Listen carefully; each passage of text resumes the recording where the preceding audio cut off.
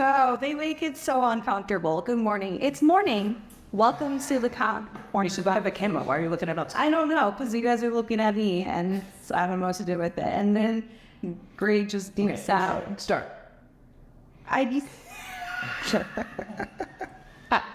I didn't know because of the button. Why is it so hard? It is. I don't know. I am too like you. You and me, be different. What? No way. So welcome to a court conversation at 4. I don't know. I can't do it. I can't. Welcome to a conversation on Genesis. There we go. Genesis. Genesis. Yeah, I'm excited about it. Here we are. Here we are. Hagar has got into the picture. Yeah, it's a hot man. In multiple ways, yeah. Yeah. How are you guys today? Happy Friday. It is Friday. Good. It feels like the start of 2 very hectic weeks. So Really? yeah. You got big stuff going on. What is it? Today's the first day of Twin Town Throwdown, which is a big local tournament that I play every year. Disc golf tournament. And then go to Nashville on Monday. Back on Wednesday or Thursday. Here for the weekend. Then leave on Tuesday or Wednesday to go to Illinois through the weekend. And then I'm back. But it's fun. Are you excited about it, or are you just like... I'm very excited. Well, this is recorded. I'm very excited for all of it.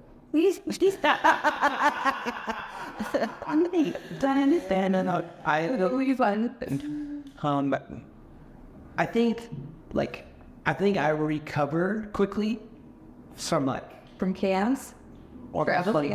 from busy seasons and stuff. Mm-hmm. And so I feel like today, which was pretty long for me, but we had this past couple weeks have been pretty crazy. Yeah. And there was a food truck fair and all that kind of stuff. And so, but I'm back to where I can see the world again, which is nice. That's nice. That's good.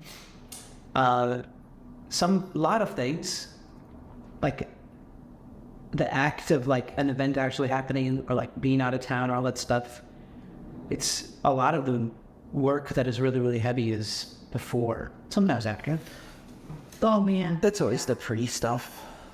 There's cleanup, though. Cleanup is kind of hard for me. Because once I'm done with the event, I want to be mentally done. Yeah, I think cleanup is probably hard for all of us, because if you look where the coffee cart is, and I'm a big part of it. You know, I did that. I was... But you do an event to do a thing, and Rich, you're part of it too, buddy. We tried it. We were cleaning up after the food truck fair. It was there was 10 neighbors, helping right to the end, which was beautiful. And then we brought, our building donates some storage space to the neighborhood association for neighborhood stuff. And there was a moment when we were putting the last neighborhood stuff into that closet, and that is the biggest dump. Yeah. We don't ever. And somebody from the neighborhood was like, "This is pretty messy." And I'm like, "Welcome to the end of the bed." Same thing, yeah. Just get in there and shut up the door. What is it about that, though? I think there's so much pre-work to put on something, and then you do it, and at the end, your care for the finish diminishes quickly. I'm just in most projects in life, I feel I'm a good starter and a terrible finisher. Once it's started, I hope it just runs itself, 'cause I don't want to touch it again. For myself, I feel that you put 110% to get to that point, and then at the end you're just care is gone. And so it's noble. There's definitely some challenges in that, because then it's not you're hurting yourself, your future self. Yeah. And now we still have a few things. We have to go to a storage unit for our neighborhood association stuff. We just changed storage units, so I haven't been to the new storage unit yet. So I have just a few big signs, Santa Fort signs and neighborhood signs are just waiting for me to put them away in storage. And I have internal resistance. And go to the storage unit. Oh, I don't want. I don't want. It's dumb. Yeah. But, you know, all of those efforts, it does become apparent sometimes, maybe it's even tied into what we're talking today, is that there are so many things that happen to make something happen that apparently a lot of the world can be completely oblivious to. Mm-hmm. Yeah. You know, I would love sometimes to not know. Actually, this year we went to the Stone Art Festival, and which was a lot of it was a beautiful day, and walking around looking at art, and I am the things that are happening in me. I'm counting how many core bodies they have. Every time I have a mental note, every time I see somebody in a volunteer shirt, I check out their information table and I go, ooh, man, they only have one person there right now. I bet that's stressful. But like all that stuff, it's still like walking into a coffee shop and going, ooh, they have 7 employees going on right now. Their payroll was rough. And man, it's funny. Yeah, sit in a coffee shop and know that it's full. And somebody could say, that coffee shop was so busy today. And they go, well, they only did 3 transactions in the last hour. Like, I want to not. Yeah. I had a moment where I was talking with a friend in a different state who they're thinking of opening a coffee shop. And so they send me their projected like financials of what they think they have to spend to open and how long it's going to take to make the money back, all these things. And you just open it and it's just like comical. You're just like, oh, you don't know how any of this works. You just make up numbers. We're going to start off with 200 transactions today. I love my favorites when they're like, it'll cost us about $12,000 to do the build out and get open. Yeah. And we'll do it in a month. Yeah. Like, have you ever talked to the city? And also your espresso machine costs more than that. And so good luck. Yeah. And that's where, so today with Hagar, this isn't a hard pivot. It's, you can have this moment where you go and reading a scripture and you go, oh, God blessed Hagar. That's pretty cool.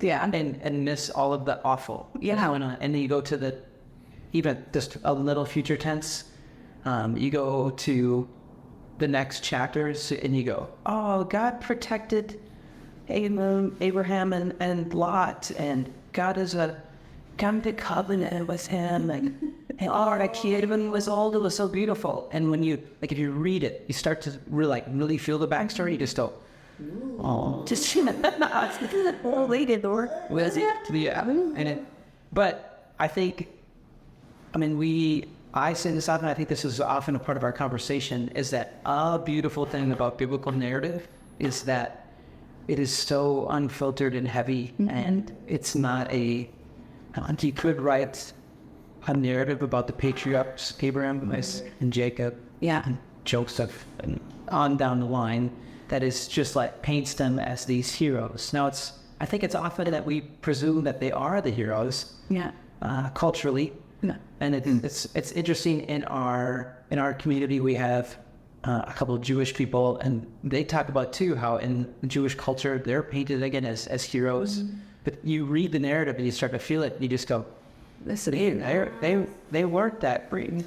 Well, I like raised that. I feel like it's just so. Yeah, it's what we're raised with, is to believe all the good things. Like, we're supposed to believe the Bible is all good. Everything's good. It's the good news. The whole thing. Funny, we say true, but what we mean is good. Yeah, it's different. And then you get the kid version of all the stories, like you talked about the flood. We all kids know about the flood, but it's really rough. It's a terrible story. But it's pretty painful, and so it gets really confusing when you go, oh, what Abraham did was maybe not so great, and then you take some mental jumps to go, wait a second, like this person I thought was really good made some really major errors, and then I don't know, it can be kind of confusing all through it. But the point that we've kept on bringing up in our walk through Genesis, and it's just such a point in all of biblical narrative, is that God is the hero and Jesus is the ultimate. There is need for Messiah. There is no amount of effort And actually, God's character as a redeemer is beautiful, but to its completion through Christ is the point. And at the moment when it's like subtle and sneaky. I'm doing all of this Christian-y stuff so that I'm good enough to have a relationship with God. And there's all biblical narrative is like, action's not gonna work. Yeah, there's at least, Yeah. so, I think, go ahead.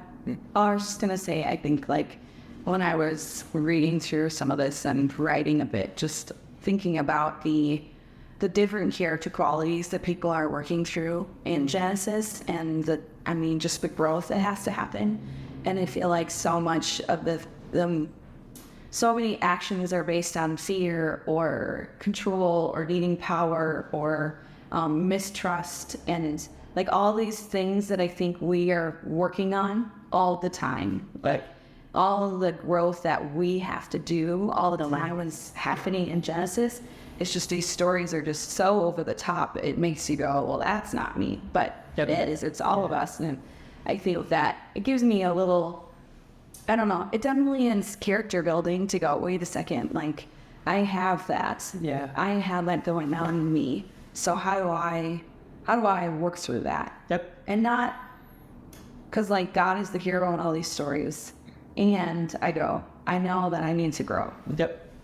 Because I am like Adam and Eve and not listening very well. Yep. I'm like Cain and Abel and having Pride of those things. pride. That I am like that's fallen before the flood, and it's very easy to take on ungodliness. I am Noah and Ham and being perverse in worldview, whatever that is. And I am the Tower of Babel and trying to do what God should and only can do. Yeah. And now we move for a new section in Genesis where it goes from like the global epic to a family. And it's Genesis, it's brilliant. Yeah. That it builds this foundation of this global, these epic things. And now to zoom into a family now, Yeah. it goes like, because global epic, you can go, yeah, not me. We do struggle with these things. And now to zoom into a family and see that, it's happening in the micro as well. Yeah. And again, the thing that remains consistent is that God desires relationship, is to do the effort to maintain or to gain that. Then humanity predictably breaks it, and God redeems. God is a redeemer and restorer, but does not alleviate consequence. And that like explodes into God makes a covenant with Abram and says, you're going to be a great nation, and your descendants are going to be like the star of the sky. You're going to be a blessing to all people. This covenant thing. And the thing that, again, God makes this promises, and promises are really important. I think it'll be fun to process some things about promise on Sunday. But then to go from, thank you for that promise. Oh, by the way, it didn't happen immediately, so I'm going to take it on. It's my responsibility now. Yeah. And that's where, again, in the beauty of the story, I think, because when we say immediately didn't happen, we mean like a long time. years, like decades. Yeah. And it's like there is To the point where they thought that it's impossible. it was impossible to. Yeah. Which, to be fair to them, and really, I think there are some things that, like, I've had this honest prayer with God several times. It's just like, enough already. Enough. I get it. Let's move on. And move on. Amen. Whatever I need to learn, fine. I'll learn it. Let's move on. Yeah. And so I would imagine that Abram's prayer was, okay, I trust you. Whatever. Yeah. Baby time. Yeah. Not coming. Yeah. And so, Well, and even like that fineness that your generations are going to be as numerous as stars. Like he still only had one child, so it's like the promise just can't. Yeah. He didn't just see it. The promise. Yeah. And so that's really, really heavy too, is that God's covenant with us can and may be completely beyond what I see. And my prayer again is this, dear Jesus, please. that's smash. And Amen. but so no kid. Sarai, who becomes Sarah, turns to her husband Abram, who becomes Abraham, and says, "We gotta do something about this. Yeah, I'm sick of you talking about this covenant and promise, and maybe you're not blaming me, probably are, and I'm trying not to blame myself, but I am." Yeah. And all this, and so I have a maidservant. This is a different culture. We talked about that quite a bit. Is that if we're trying to say, these people are so bad by erasure of our own culture or missed in something, that's actually not the point. The point is that they stepped out of what God had called us in logical impatience, and said, "Here's my maidservant. Have a baby with her. God's promise will happen." To this, it'll be as year on, and so the handoff happens, and immediately, like in the not sitcom, but like in the romantic comedy, or you want to, not romantic comedy, in the movie version, this is so predictable. Yeah. Sarah's Man, one week jealous, and I would not be a nice person. Like this would not go well for my family. Bloody. Yeah, let's not. Well, it's like it's like there's so many things. Like I think that the length of time they wait, of course they're gonna break. You know what I mean? Because it's impossible for it to happen anymore. It's like there's no way that wouldn't break. I mean, I didn't think at least. And then, like you said, Sarai is blaming herself. She feels blamed. And this person can actually fulfill the promise that they believe. And so it's like, my incompetence exploded. It would have been so great for everyone involved if they couldn't have a child through Hagar either. Yeah. Oh, good. It wasn't my fault. Yeah. And then the thing that becomes very apparent, at least again in perception, oh wait, it was my fault. It is me. Yep. Which wasn't true, wasn't the reality. Abram has this response that says, "Do with her whatever you want." Mm-hmm. Yeah. And so Hagar is marginalized, is left alone, is again abandoned. And the story's not over. We'll do back to this, but the thing that is remarkable, and I think maybe I feel like I felt it kind of like for the first time, but like this, God sees and makes covenant with Hagar after being just wrecked from this family, and then like Hagar has like the most simple response ever. She gives a name to God, which is a beautiful thing. That's a real thing to go, I know you, you're God, and you know what I'm going to call you? You see me. Yeah. And it stands in complete contrast to everything that she had experienced. And I mean, her value was this wasn't a decision she made. No. She wasn't a part of the decision-making process. She's property. Like, she was seen as property. And then to be cast out because of or feel like you have to leave because you were able to do what they wanted you to do and be there alone to die. Because it's not like she, again, had any power, had any, who was going to save her unless she went back to this family that rejects her. Yep. And in the midst of all of this, God, who the narrative could say, this is really rare and remarkable that God would make covenant with somebody. Abram is just set apart beyond all of humanity. Yeah. And then in the absolute mess of this, God makes covenant with Hagar, which you go, wait, I thought this was just for poor people. And in Hagar's response that God, you see me, it's a declaration that, nope, you're all important to me. Yep. And even in the midst of the biggest mess, God is a covenant redeemer, covenant maker, redeemer in those circumstances. So you fast forward into our own lives and you just go, let's point out the messes.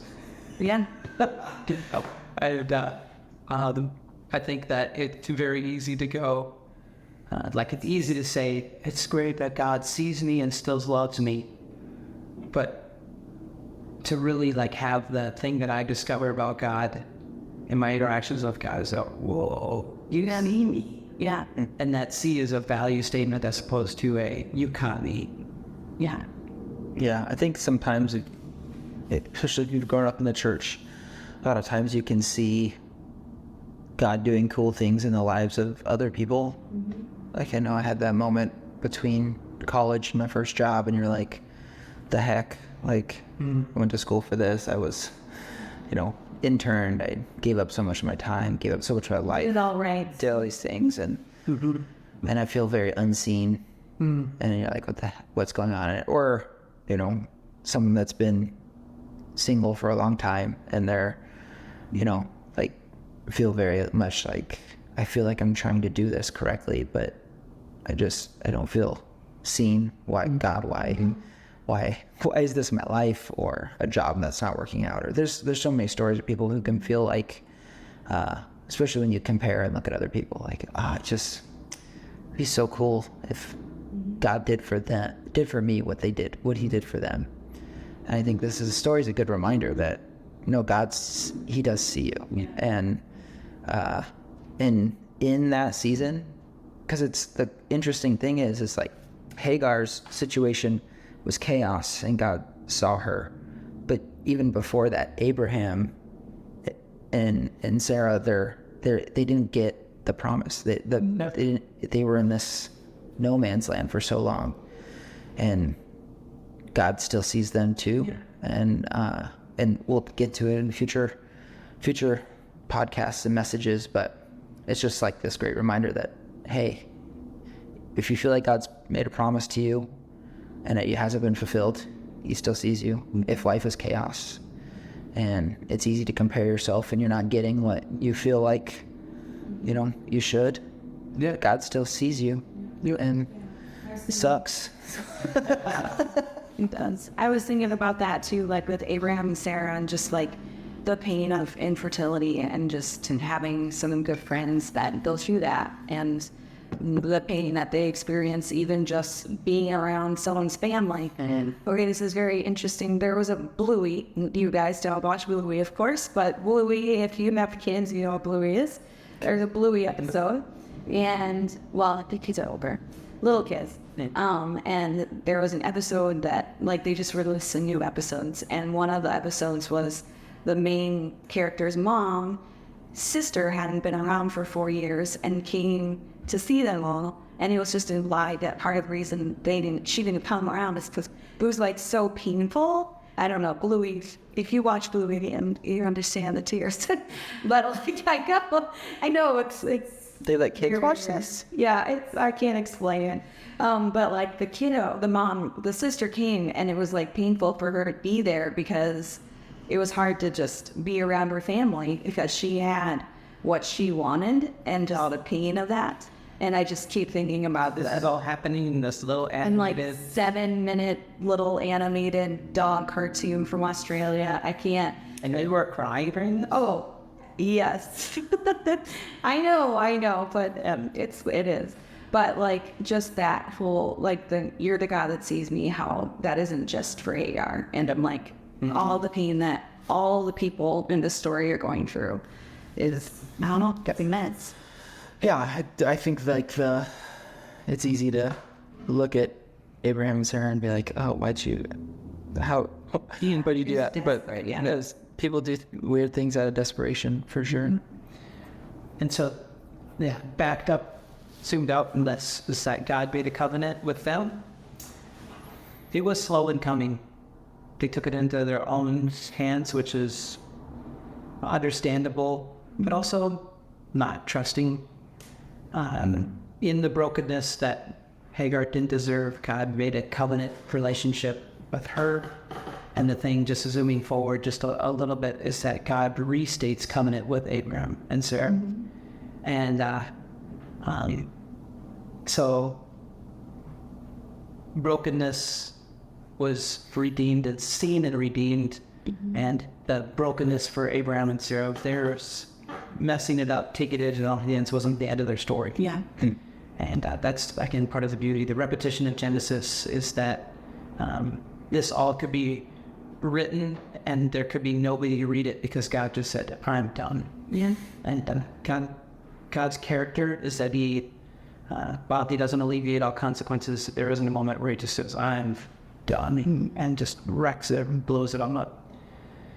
That's beautiful and really challenging. Yeah. It's good. We'll see you guys next week.